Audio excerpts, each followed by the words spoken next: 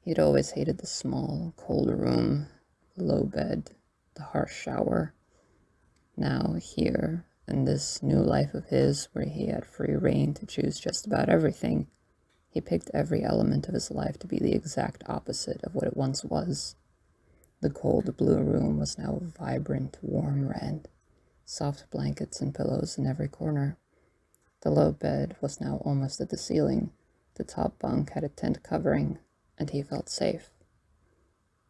It was his own private space that no one had violated, which he had never had before in his life. Even Michael's room, which had had no cameras, was not really a place where he could have privacy, no matter how alone he was. He had adored the large, pale orange bathtub, had obsessed to the point of bathing for hours. The steam and the feeling of being surrounded by warmth was amazing. Of course, once they had finally been able to confirm that he was indeed an adult and not a child the way they initially thought, it was expected of him, once he had recovered from his trauma and adapted to society a bit more, to earn some kind of a living. He was allowed to keep the room so long he worked on the farm, same as he did when he first came there. Alex smiled, held the rosary around his neck, thanked God for the 1000th time that Gary was sent on his path. As he lay soaking in the bath that morning, he looked at his hands again. They were no longer bruised, they no longer hurt, except in intense moments of emotional turmoil. Then, he could swear that the pain returned and flowed through his hands without cause. It ached, and he could not make it go away, particularly when he woke up after a bad dream, though he seldom woke up alone now.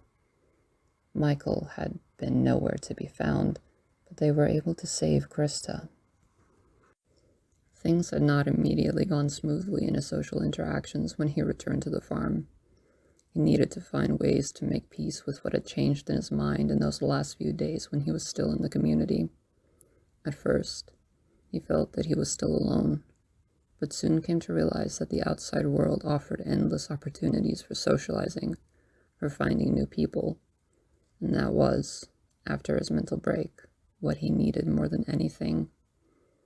He couldn't talk about it with just anyone, but as soon as he'd realized who was or wasn't interested, it was all he could talk about. He had expected to find people when they went out. The boys liked to scout the local bar nearby, and the younger ones frequented the mall.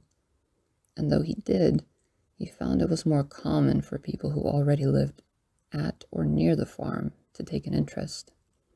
Crysta had maintained her interest in him, and he had promised himself that although he was what people in the bar referred to as polyamorous, he would stick to only one woman. But the guys at the farm liked to pretend to chase girls around, but the vast majority of them had, if nothing else, made numerous passes at him. Another person might report harassment, but the attention was not unwelcome to Alex. He soon found out that men were much more likely to do whatever it was he'd asked of them, so long as they could have him. The thought to him that he was not only surrounded by people, but people who wanted him, was intoxicating. The only exceptions seemed to be Gary and Miss Kathy. He had heard she had a daughter, but hadn't seen her on the farm. Crysta, for some time, had helped in the kitchen, but in the end moved on to open a business, the nature of which Alex wasn't entirely sure of. Crysta, although clearly wanting Alex, had been hesitant to fulfill his requests the way the workers on the farm had. The last time they spoke, he had set a rule that she deemed unfair and left. She no longer lived on the farm, and he hadn't seen her again. Since his mental break after those few days of being isolated the way he was, something had snapped. It had begun during his last punishment from the father, and had come to a completion on that final day, less than an hour before Gary and the others had found him and taken him to the hospital. Within a few days, he could no longer live without the thing that he had always desperately needed, but never had. Not until Crysta and Michael, as well as the thing that he had lived with for as long as he could remember, and suddenly no longer had. He sighed, realized that the bath water had become cold. Well, not cold, but below lukewarm temperature. He got out, took one of the soft towels, held it in his arms comfortingly before wrapping it around himself. He dried off in the bathroom, drained the water, and opened a small window to let out the steam.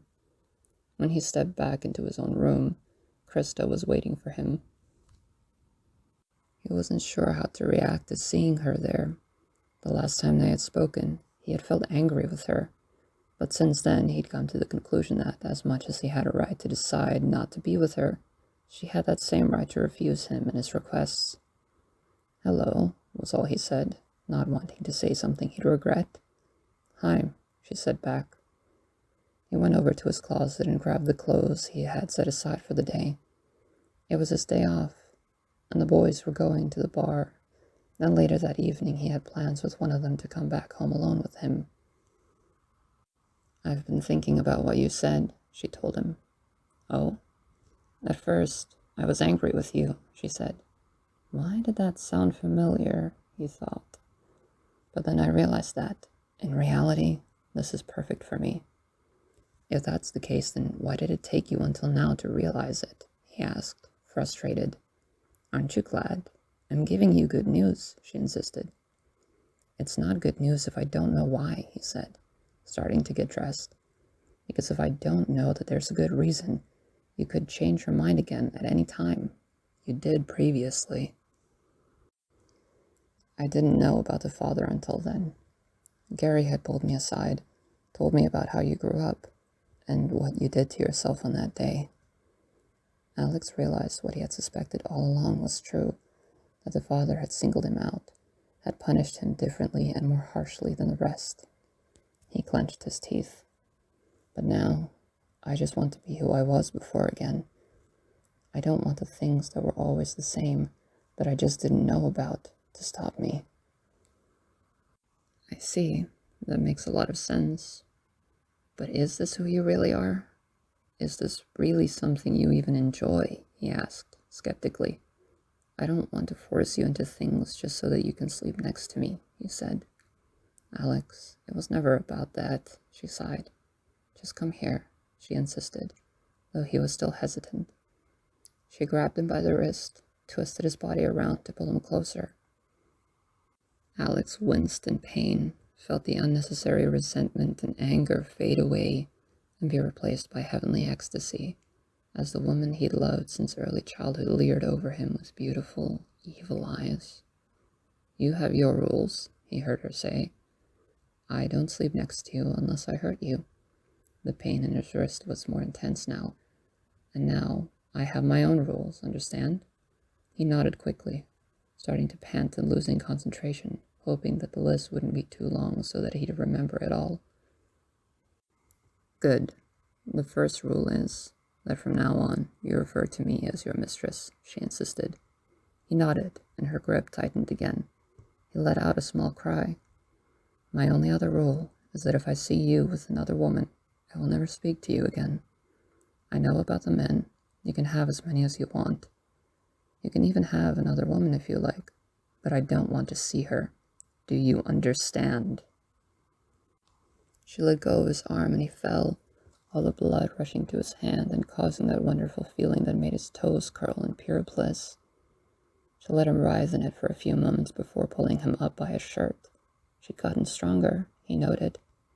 He wondered if she went through the trouble for him, or if it was something she'd always wanted to pursue. He loved it either way. He loved her. He reached out his uninjured arm to pull her into a kiss. She bit his lip and threw him onto the lower part of the bunk bed. "Crysta, listen to me," he breathed out heavily. She moved right in front of him, stared down at him, and he continued. "I never wanted any woman besides you. Whether you're here or not, I've loved you since we were children," he confessed.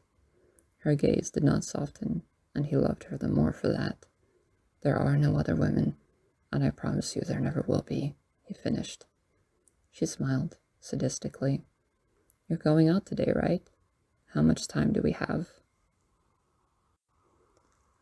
The rules had been different for the men on the farm. As much as he wanted to also tell them, "If you don't hurt me, you don't sleep next to me," he knew that would mean that he'd never sleep alone again. As much as he loved being surrounded by people, he also needed time on his own, to be alone, to enjoy his privacy. So, that night, when the man he had made arrangements with had left, Crysta came back, and it was her who crept into the top bunk with him. She was the only one he had ever allowed in there. "I have a surprise for you in the morning," she said, smiling that evil smile only she could smile. He felt his heart race in excitement, couldn't think of anything to say. Instead, he just took her hand in his and smiled back, joyfully. Neither of them slept much that night. Instead, they lay awake, talking excitedly about their plans for the future. Crysta finally told him about her business, the pastel cafe that she had opened. She had explained that they were soft, bright colors, and he wondered why she chose that aesthetic. After all, she was always dressed in black and dark shades of purple, a style that she referred to as goth. He told her in turn about wanting to get an education.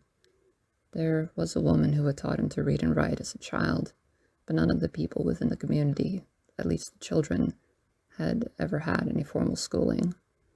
He thought about getting a GED and learning about agriculture. He not only felt that he owed a lot to the people on the farm, but felt that he enjoyed working there and wanted to contribute as much as he could. He finally fell asleep, feeling warm and happy. Thank you for listening and watching.